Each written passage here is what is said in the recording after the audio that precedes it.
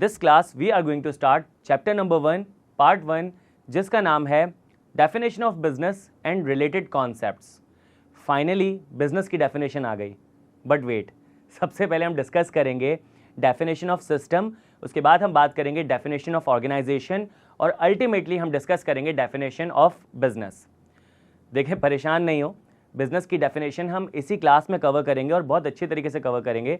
लेकिन एक बात आपके लिए समझना बहुत ज़रूरी है, वो ये कि किसी भी डेफिनेशन को रीड करते वक्त आपके माइंड में उससे रिलेटेड जितने भी जेनेरिक कॉन्सेप्ट्स होते हैं वो अच्छे तरीके से स्टैब्लिश्ड होने चाहिए। तो सबसे पहले स्टार्ट करते हैं with the definition of system. System की डेफिनेशन कहती है a set of interacting components operating together to accomplish a purpose. इस डेफिनेशन को पढ़ लेने के बाद सर हमें तो कुछ समझ नहीं आया, तो एक काम ये करते हैं, इस डेफिनेशन को ब्रेक कर देते हैं कुछ पार्ट्स में ताकि हर पार्ट को समझ लें और डेफिनेशन समझ आ जाए। पहले पार्ट में कह रहा है a set of interacting components. यहाँ पे वर्ड है कंपोनेंट। कंपोनेंट्स में आपके पास दो पार्ट है, एक ह्यूमन पार्ट है और एक नॉन ह्यूमन पार्ट है। ह्यूमन पार्ट में जितने भी आपके पास ह्यूमन रिसोर्सेज आ जाते हैं, वर्क फोर्स आ जाती है, लेबर आ जाती है, वो सब ह्यूमन पार्ट का हिस्सा बन जाती है। इसमें आपके पास अनस्किल्ड लेबर होता है, सेमी स्किल्ड लेबर होता है और स्किल्ड लेबर होता है। ये मिल के क्या करते हैं, ह्यूमन पार्ट को रेडी करते हैं। इसके बाद दूसरा जो आपके पास पार्ट है वो आपके पास है non human part. Non human part में भी आपके पास दो कैटेगरीज हैं, एक है नेचुरल रिसोर्सेज और एक है आपके पास आर्टिफिशियल रिसोर्सेज, जिसे हम कैपिटल गुड्स भी कहते हैं। नेचुरल रिसोर्सेज में आपके पास जैसे water, coal, mineral oil, natural gases, wood, ये सारी चीज़ें नेचुरल रिसोर्सेज में आ जाती हैं। अगर मैं बात करता हूँ आर्टिफिशियल रिसोर्सेज की, तो ये प्रोसेस्ड रिसोर्सेज होते हैं, ये वो कैपिटल गुड्स होते हैं जिसमें आपके पास ऑफिस बिल्डिंग होती है, फर्नीचर होता है, इक्विपमेंट्स होते हैं, वेपन्स होते हैं या टूल्स होते हैं या प्लांट होता है। ये सारी चीज़ें क्या हैं, ये आपके पास आर्टिफिशियल रिसोर्स या कैपिटल गुड्स कहते हैं। तो सर आपने देखा ये जो कंपोनेंट्स हैं ये आपस में इंटरेक्ट कर रहे हैं, ये आपस में इंटरेक्ट कर रहे हैं। अगर ये कंपोनेंट्स आपस में इंटरेक्ट नहीं करेंगे तो ये सिस्टम नहीं बनेगा। पार्ट 2 में लिखा हुआ है ऑपरेटिंग टुगेदर। ये आपस में इंटरेक्ट भी कर रहे हैं और ये आपस में ऑपरेट भी करेंगे, ये आपस में ऑपरेट भी करेंगे तभी सिस्टम बनेगा। सर ये आपस में इंटरेक्ट भी कर रहे हैं, ये आपस में ऑपरेट भी कर रहे हैं, to do what, to accomplish a purpose. अब वो पर्पस कुछ भी हो सकता है। लेट्स से एक सिस्टम जो है उसका काम है एजुकेशन प्रोवाइड करना, तो वो क्या हो जाएगा, एजुकेशनल सिस्टम हो जाएगा। इस क्लास की एग्जांपल लेते हैं कि PRC 5 मैं आपको पढ़ा रहा हूं तो मैं ह्यूमन पार्ट हूं, आप जो है PRC 5 पढ़ रहे हो, आप भी एक ह्यूमन कंपोनेंट हो। मेरे सामने जो कैमरा लगा हुआ है, जो मैंने माइक पहना हुआ है, ये क्या है, ये आपके पास कैपिटल गुड्स हैं। जो क्लास में बोलने के लिए मैं पानी पी रहा हूं बार बार, तो ये क्या है, आपके पास नेचुरल रिसोर्स है। तो ये जो सारी चीज़ें हम यूज़ कर रहे हैं या जो आपके पास लैपटॉप, मोबाइल फ़ोन है जिससे आप लेक्चर सुन रहे हो, ये आपके पास क्या है, कैपिटल पार्ट है। ये आपस में सारी चीज़ें कंपोनेंट्स क्या कर रहे हैं, इंटरेक्ट कर रहे हैं, हम आपस में मिलके ऑपरेट कर रहे हैं टू अकॉम्प्लिश अ गोल कि आप PRC 5 पास कर लो, एजुकेशनल सिस्टम। कुछ सिस्टम होते हैं जो टेक्नोलॉजी को प्रमोट कर रहे होते हैं, टेक्नोलॉजिकल सिस्टम।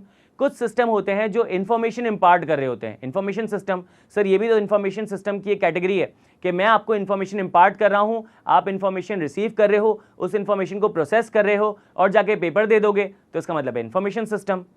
इसी तरीके से कुछ सिस्टम ऐसे होते हैं जिनका पर्पस होता है प्रॉफिट्स अर्न करना। वो क्या करते हैं कि वो नेचुरल रिसोर्सेज लेकर आते हैं, रॉ मटेरियल, उनको फिनिश गुड्स में कन्वर्ट करते हैं और आगे सेल कर देते हैं ताकि उनको प्रॉफिट मिले। तो उसको क्या कहते हैं, उसको हम कहते हैं बिजनेस सिस्टम। तो आई होप आपको सिस्टम की डेफिनेशन समझ आ गई हो। अब हम बात करते हैं ऑर्गेनाइजेशन की। अब जब मैं ऑर्गेनाइजेशन की डेफिनेशन कहूँगा तो आपको सिस्टम की डेफिनेशन को माइंड में रखना है, क्योंकि ऑर्गेनाइजेशन समझेंगे भी और इसे डिफ्रेंशिएट करेंगे किसके साथ, सिस्टम के साथ। ऑर्गेनाइजेशन की डेफिनेशन कहती है a group of people working together to achieve something. Sir इस डेफिनेशन को अगर मैं रीड करता हूं तो ये डेफिनेशन तो मुझे सिस्टम की डेफिनेशन लगती है, बट एक डिफरेंस है। यहां लिखा है ग्रुप ऑफ पीपल, वहां लिखा था अ सेट ऑफ इंटरेक्टिंग कंपोनेंट्स। वहां पे ह्यूमन पार्ट भी था, वहां पे नॉन ह्यूमन पार्ट भी था, यहां सिर्फ ह्यूमन पार्ट है। तो क्या सर मैं ये कह सकता हूं सिस्टम जो है वो अम्ब्रेला टर्म है, सिस्टम जो है वो कवर कर लेती है ऑर्गेनाइजेशन को। क्या मैं कह सकता हूं कि ऑर्गेनाइजेशन जो है सब कैटेगरी है सिस्टम की? The answer is yes. तो अब आपको समझ आया कि ऑर्गेनाइजेशन की डेफिनेशन में लिखा है ग्रुप ऑफ पीपल, यहाँ पे एक से ज़्यादा लोग होंगे वर्किंग टुगेदर, वो आइसोलेशन में अलैदगी में काम नहीं करेंगे, वो मिल के काम करेंगे टू अचीव समथिंग। वो समथिंग कुछ भी हो सकता है, वो प्रॉफिट्स भी हो सकते हैं, वो एजुकेशन प्रोवाइड करना भी हो सकता है, वो चैरिटी करना भी हो सकता है। तो अगर प्रॉफिट अर्न करना है तो इसका मतलब है profit organisation, sorry business organisation.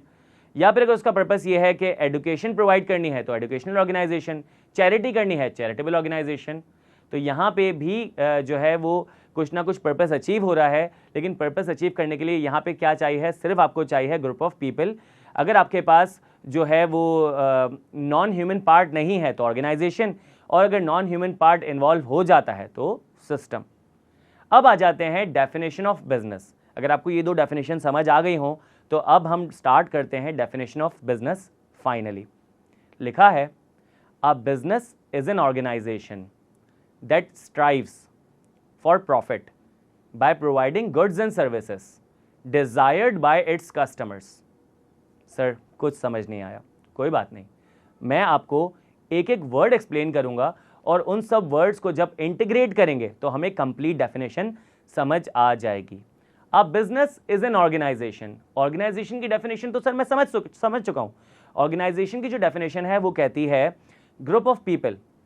तो यहां लिखा है कि अब बिजनेस इज एन ऑर्गेनाइजेशन, या मैं ये कह सकता हूं कि अब business is a group of people. ये ग्रुप ऑफ पीपल क्या करते हैं? ये स्ट्राइव करते हैं, ये मेहनत करते हैं, ये स्ट्रगल करते हैं, ये एफर्ट्स कर रहे होते हैं to do what? To earn profits. क्या लिखा था डेफिनेशन में? A business is an organisation that strives for profit. ये जो ग्रुप ऑफ पीपल हैं ये स्ट्रगल कर रहे हैं या एफर्ट्स कर रहे हैं ताकि प्रॉफिट्स अर्न हो। और प्रॉफिट्स कैसे अर्न होते हैं? प्रॉफिट्स ऐसे अर्न होते हैं कि आप कोई भी चीज़ परचेज करते हो, उसमें कॉस्ट इनकर करते हो और आगे उसे बेच देते हो।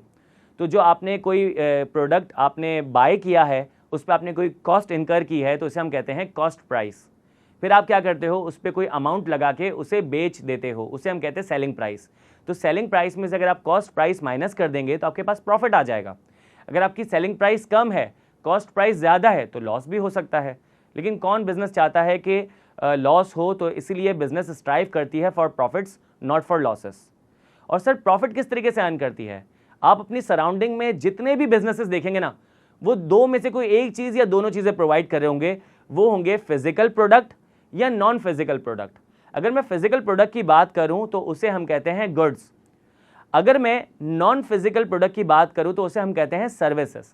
तो जितने भी बिजनेस अपने सराउंडिंग में देख लें, वो कोई छोटा बिजनेस हो, स्मॉल स्केल इंडस्ट्री हो, या वो कोई लार्ज बिजनेस हो, लार्ज स्केल इंडस्ट्री हो, ग्लोबल बिजनेस हो, वो इन दोनों चीज़ों में से कोई एक चीज़ प्रोवाइड कर रहे होंगे, कोई थर्ड कैटेगरी मौजूद नहीं है।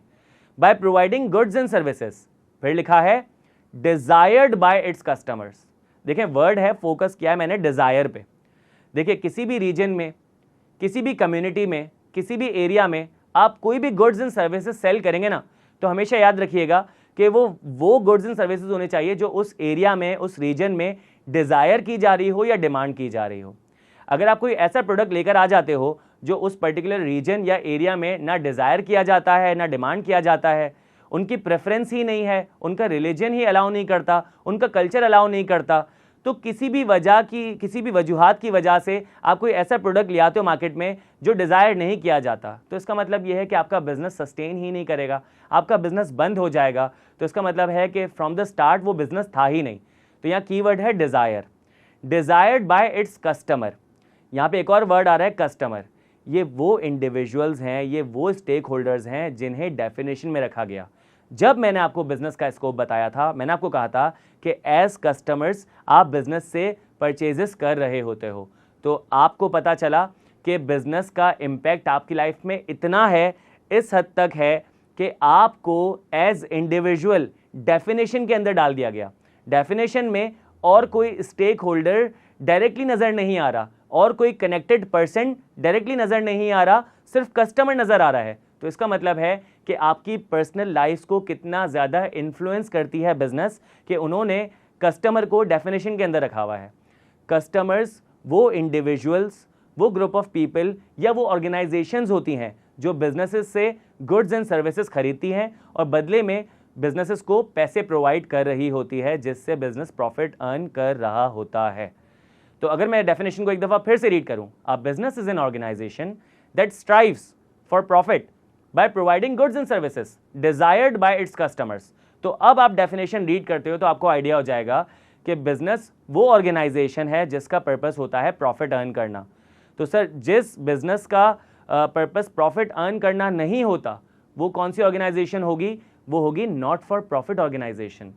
तो आपको समझ आया कि ऑर्गेनाइजेशन जो है वो ब्रॉडर टर्म है और जो बिजनेस है वो सब कैटेगरी है ऑर्गेनाइजेशन की। तो यहाँ मैं कंक्लूड करूँगा कि सबसे पहले आपके पास आती है टर्म सिस्टम, क्योंकि यहाँ पे इंटरेक्टिंग कंपोनेंट्स होते हैं, ह्यूमन पार्ट होता है और नॉन ह्यूमन पार्ट होता है।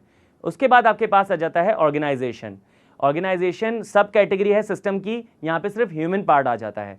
फिर नीचे आ जाता है वर्ड बिजनेस। बिजनेस जो है वो सब कैटेगरी है ऑर्गेनाइजेशन की। अगर पर्पस जो है प्रॉफिट अर्न करना है तो बिजनेस ऑर्गेनाइजेशन, और अगर पर्पस प्रॉफिट अर्न करना नहीं है तो नॉट फॉर प्रॉफिट ऑर्गेनाइजेशन। तो आई होप यहां तक आपको डेफिनेशन समझ आ गई होगी।